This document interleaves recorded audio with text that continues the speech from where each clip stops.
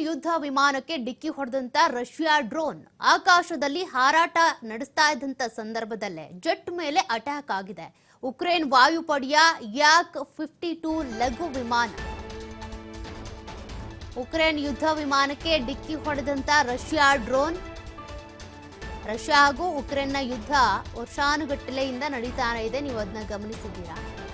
But ಈಗ ಸದ್ಯಕ್ಕೆ ಒಂದು ಹಂತಕ್ಕೆ ಯುದ್ಧ ಮುಗಿಯುವಂತ ಸಮಯ ಬಂದಿದೆಯೇನೋ ಅನ್ಕೊಳ್ತಾ ಇದ್ರು.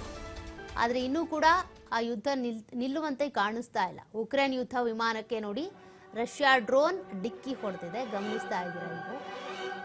ಹಾರಾಡುತ್ತಿದ್ದಾಗಲೇ ಜೆಟ್ ಮೇಲೆ ಅಟ್ಯಾಕ್ ಮಾಡಿರುವಂಥದ್ದು.